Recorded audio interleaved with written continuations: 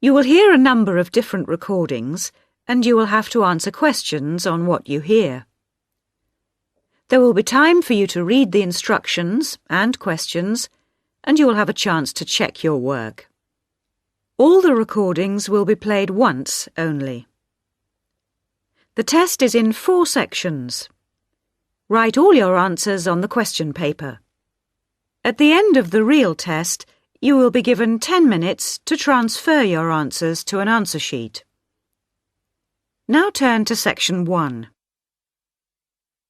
Listening, Section 1.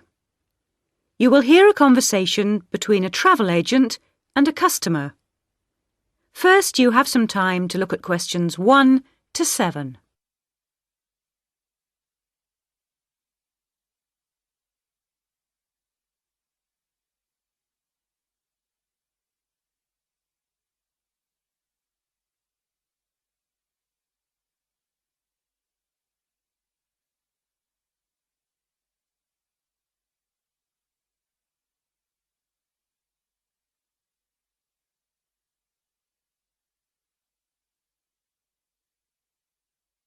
You will see that there is an example that has been done for you.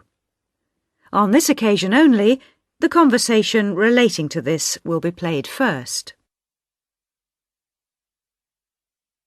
Good morning. Can I help you? Yes, I'd like to get some information about trips to New Zealand. Certainly. Take a seat and I'll be right with you. Thanks. Now, where would you like to go in New Zealand? Well, I was hoping to do a bit of travelling around, actually. There are a few things I'd like to see and do before I go back home. Right. One thing I really want to do is go to Christchurch. I have relatives living there that I can stay with, my mother's cousin, and I've heard it's a nice place. The woman says she has relatives living there. So the first activity, visit family, has been circled. Now we shall begin. You should answer the questions as you listen, because you will not hear the recording a second time. Listen carefully and answer questions 1 to 7. Good morning. Can I help you? Yes, I'd like to get some information about trips to New Zealand. Certainly. Take a seat and I'll be right with you. Thanks. Now, where would you like to go in New Zealand? Well, I was hoping to do a bit of travelling around, actually. There are a few things I'd like to see and do before I go back home. Right. One thing I really want to do is go to Christchurch. I have relatives living there that I can stay with, my mother's cousin, and I've heard it's a nice place. Yes, it's a lovely city. And staying with relatives will help with the budget, of course. The budget? It will save you some money. Oh, right. Well, I'm not too worried about that. I've saved quite a bit of money working in Australia. Oh, that's nice. Good for you. Well, you know that New Zealand consists of 2 main islands, the North Island and the South Island, and Christchurch is on the South Island. Is it? I was never very good at geography at school. Do you have a map I could look at? Sure. Here we are. Right, I see. And, well, then I'd also like to spend some time in Auckland, and maybe I could do an English language course there. Can you organise that sort of thing for me? Oh, certainly. We'd be happy to arrange that. But bear in mind that Auckland is in the North Island. OK. And I'd also like to do some skiing or maybe even some snowboarding. I hear New Zealand is a great place for that. Yes, absolutely. But you should go to Auckland first for your studies, and then you can get the ferry across to the South Island and take the bus down to the snow. Oh, I don't like boats very much. I'm not much of a sailor. I think I'd prefer to fly. Right. What about joining a walking tour? That could be really fun. Not sure about walking, but joining a tour might be a good way to travel because then I might make some friends my own age. Now, let's get some details. Can I have your name, please? Yes, it's Su Ming Lee, but you can call me Sue. OK, Sue. And what's your address here in Melbourne? I'm living with my aunt in the suburb of Kew. It's 29 Lock Street. That's Loch, not Lock. Do you have a phone number that I can get you on?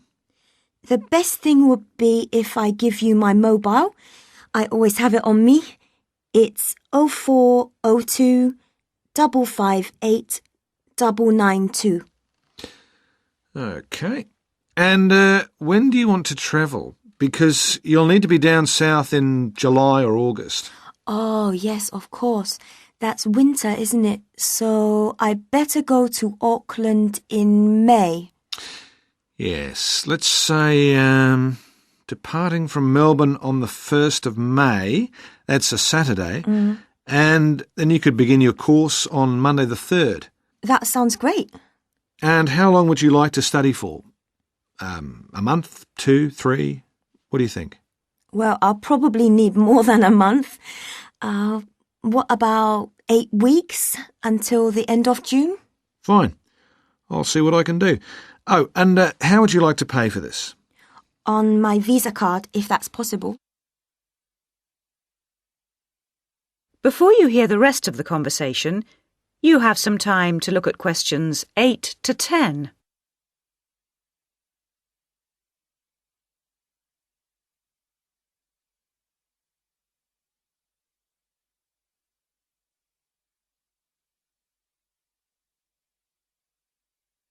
Now listen and answer questions 8 to 10. Hello, Sue. It's Angelo from Cosmos Travel here. I've booked your flight and I've found you an English college called the Harbour Language Centre. Great. Where exactly is that? Well, have you got that little map I gave you yesterday? Yes? You see where the harbour is with the 3 wharves and the water? Yes. Got that? OK, there are 2 parallel streets. Quay Street, that's Quay, and Customs Street. The building where the college is located is on Quay Street, opposite Prince's Wharf. Right. Got it. And what about accommodation? Well, I've booked you into a hotel for the first 3 nights, and then the accommodation officer will find you a family to live with. Good. And where's the hotel? It's a short walk from the college, on the corner of Queen Street and City Road. Which corner exactly? On the left-hand side as we're looking at the map. OK, near the little park. Yes, that's right. And what about a good bookshop? I'm going to need to buy a dictionary and some English books. Yes, well, I believe there's a really good language bookshop on the corner of Customs Street and Queen Street. It's near the college, so that's pretty convenient. Thank you so much. You've been really helpful. That is the end of section 1. You now have half a minute to check your answers.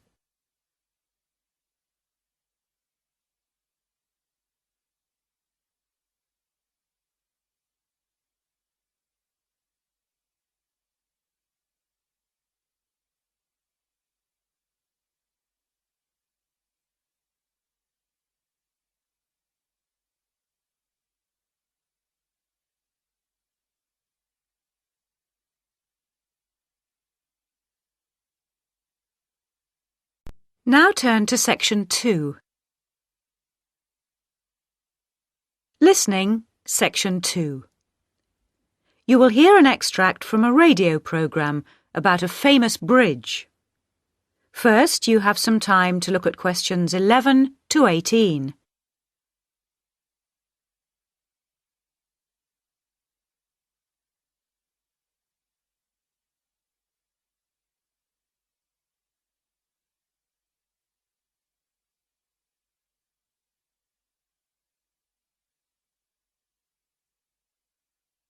Now listen carefully and answer questions 11 to 18. The Sydney Harbour Bridge is nearly 3/4 of a century old, and to help celebrate this important occasion, our reporter Sarah Chambers has compiled this brief history of her favourite bridge. A bridge is more than just a crossing over a river or a waterway. It is a landmark in its own right. A landmark which allows us to identify one city from another. Think, for instance, of the Bridge of Sighs in Venice, or the magnificent Charles Bridge in Prague. Each of these cities can be recognised by their famous bridges. The Golden Gate Bridge in San Francisco is another example of a city known by its bridge.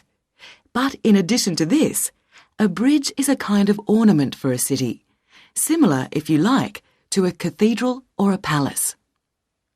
Here in Sydney, we may not have our own palace, but we do have our famous and much-loved bridge, the Sydney Harbour Bridge, which is sometimes affectionately known as the coat hanger because of its arched shape. It was built back in the 1930s, and so the bridge is coming up for a significant birthday. Let's have a little look at its history. Although the idea of building a crossing over Sydney Harbour had been discussed many years earlier, it wasn't until the year 1916 that the state government agreed to allocate some money for the construction of a bridge. The chief engineer for the bridge was a man called Dr. John Bradfield, a brilliant engineer who supervised the entire project from beginning to end. First, they had to decide on a design, so he organised an international competition to choose a design, and ultimately got the one he wanted. The job went to a British engineering firm, and the contract was signed in 1924. The design he chose was the single arch bridge that you see today, made of steel with a tower at either end. In 1926, construction finally began. The first thing they had to do was demolish 800 houses around the site where the towers were to be built. The poor families, however, never received any compensation for this. But the project created thousands of jobs, much needed in those difficult times.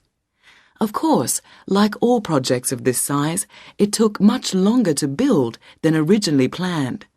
It was supposed to have been finished by 1930, but actually it wasn't completed for another 2 years. It also cost twice as much as the original quote, coming in at £9.5 million instead of the agreed contract price of £4.2 million. But what's new? The opening ceremony took place on the 19th of March 1932, and a large crowd gathered for the occasion. The Premier of the state was just about to cut the ribbon when suddenly a man rode through the crowd mounted on a horse and slashed the ribbon with his sword. He wanted to be the first to cut the ribbon. Anyway, they tied the ribbon back together and the ceremony continued. The man on the horse was fined £5 for his offensive behaviour. Before you hear the rest of the talk, you have some time to look at questions 19 and 20.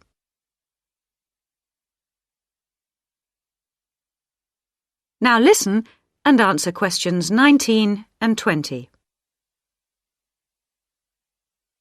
Since then, millions of cars have crossed the bridge, each paying a toll to do so. By the early 1980s, the government had paid off the loan for the money they'd borrowed all those years before. But motorists continued to pay to cross from north to south. This money was subsequently used to build a tunnel under the harbour to reduce the amount of traffic on the bridge. The tunnel was opened in 1992 and cost $544 million. It is 2.3 kilometres long and is equipped with all the latest technology, including closed-circuit television to monitor any problems. And it has most definitely reduced the load on the bridge, as it carries around 75,000 vehicles each day, which would otherwise have to use the bridge. And it's apparently strong enough to withstand the impact of a ship or even the impact of an earthquake. The tunnel has been a welcome solution to Sydney's traffic problems, but of course, a tunnel could never compete with a bridge as a landmark for any city. So let's wish the bridge a very happy birthday. That is the end of section 2. You now have half a minute to check your answers.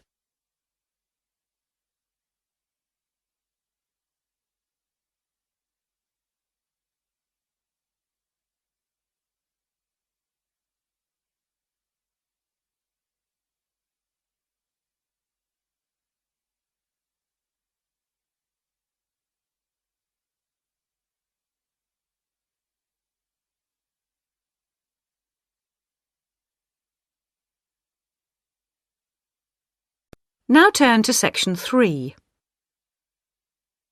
Listening, section 3. You will hear two students discussing the subject of rock art. First, you have some time to look at questions 21 to 27.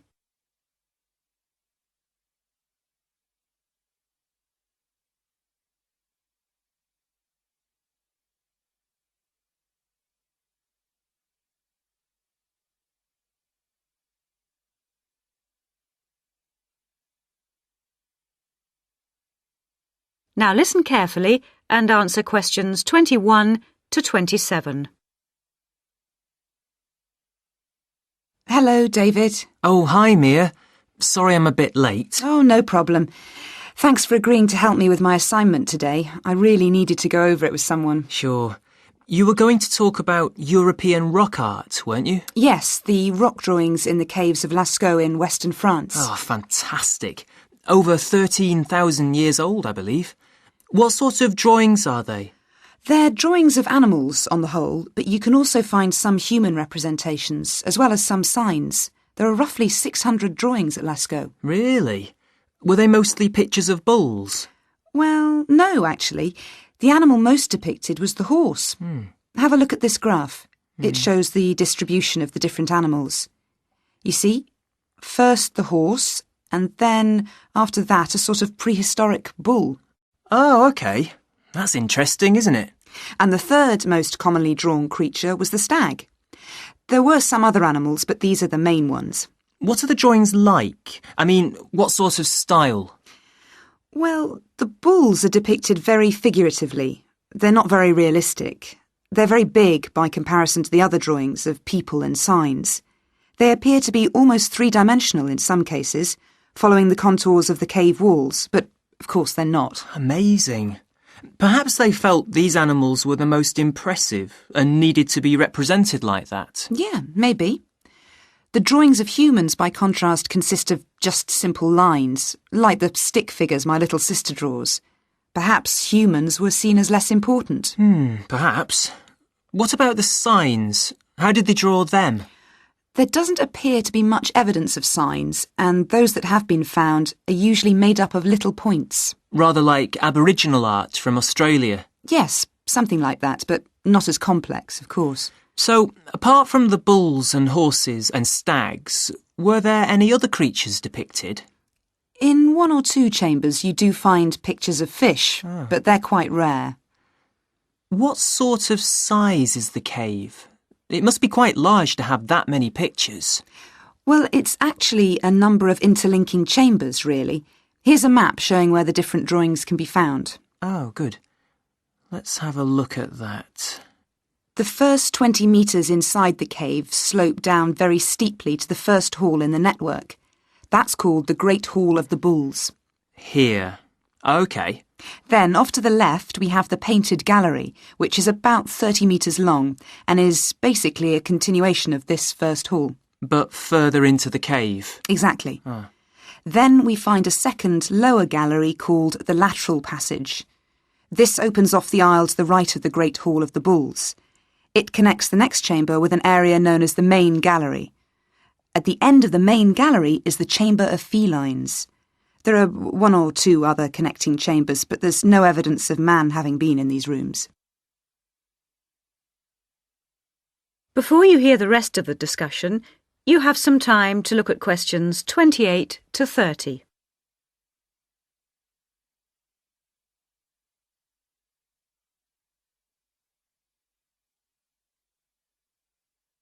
Now listen and answer questions 28 to 30.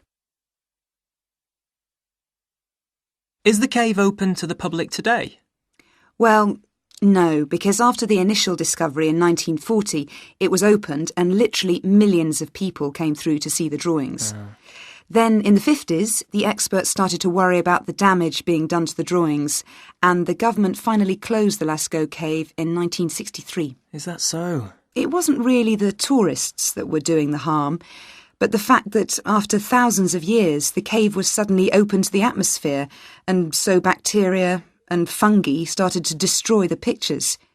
You need a special permit to enter the cave now, and very few people can get that, unless they're scientists or have some official status. It's a shame, but I can see that they had to do something to protect the cave. So that means you can no longer see this rock art. Well, not exactly. What they've done is recreate the drawings in a man-made cave, which you can visit. Oh, brilliant. Yeah, the authorities decided to reproduce the two best sections of the site, so they've created a life-size copy of the Hall of the Bulls and of the painted gallery. It's just a cement shell, which corresponds in shape to the interior of the original. So now you can visit the caves without actually harming any of the 13,000-year-old paintings. Mm-hmm. That is the end of section 3. You now have half a minute to check your answers.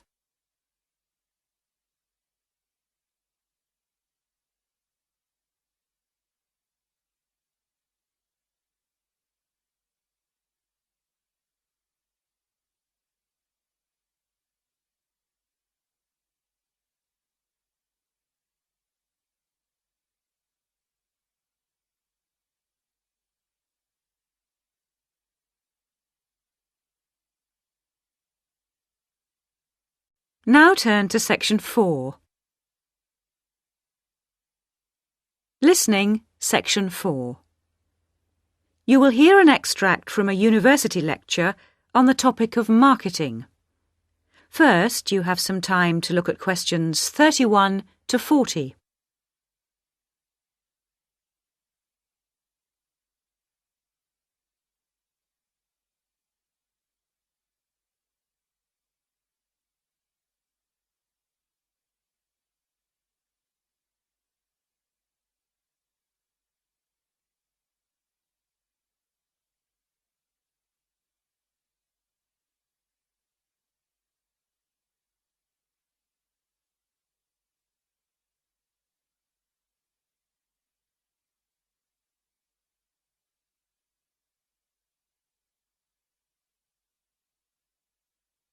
Now listen carefully and answer questions 31 to 40. Last week we looked at some general principles associated with marketing, and today I'd like to look at some of those points in a little more detail. So, what is marketing? Or put another way, what does the term marketing mean? Many people think of it simply as the process of selling and advertising. And this is hardly surprising when every day we are bombarded with television adverts, mail shots, and telephone sales. But selling and advertising are only two functions of marketing. In fact, marketing, more than any other business function, deals with customers. So perhaps the simplest definition is this one. Marketing is the delivery of customer value and satisfaction at a profit. In other words, finding customers, keeping those customers happy, and making money out of the process. The most basic concept underlying marketing is the concept of human needs. These include basic physical needs for things like food, as well as warmth and safety. And marketers don't invent these needs. They're a basic part of our human makeup. So, besides physical needs, there are also social needs, for instance, the need to belong and to be wanted. And in addition to social needs, we have the need for knowledge and self-expression, often referred to as individual needs. As societies evolve, members of that society start to see things not so much in terms of what they need, but in terms of what they want. And when people have enough money, these wants become demands. Now, it's important for the managers in a company to understand what their customers want if they're going to create effective marketing strategies, so there are various ways of doing this.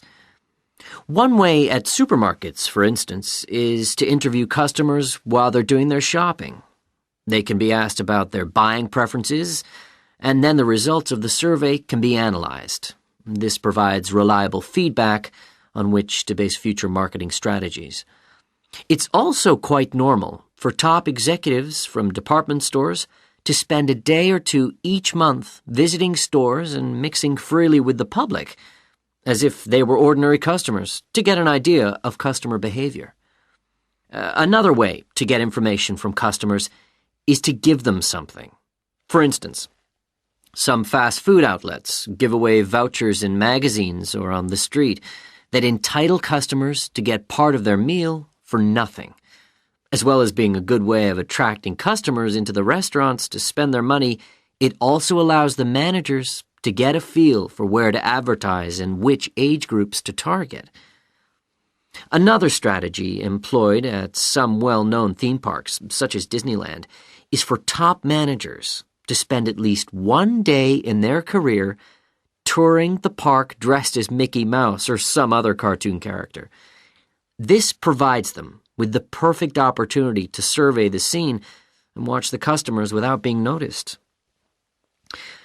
Okay, well, we mentioned customer satisfaction at the beginning of this lecture, and I'd like to return briefly to that as it relates to what we've just been talking about. If the performance of a product falls short of the customer's expectations, the buyer is going to be dissatisfied. In other words, if the product you buy isn't as good as you'd expected, then the chances are you'll be unhappy about it. If, on the other hand, performance matches expectations and the product you buy is as good as you expected, then generally speaking, the buyer is satisfied.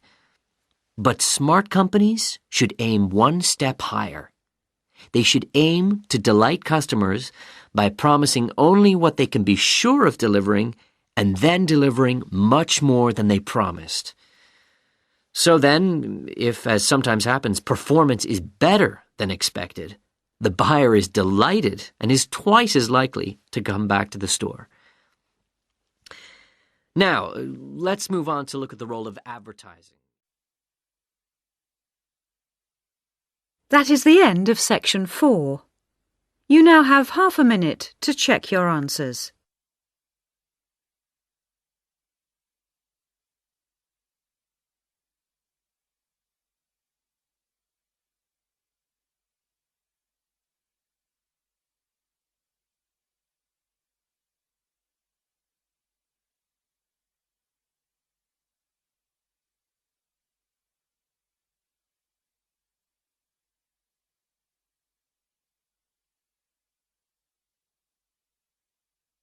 That is the end of the listening test.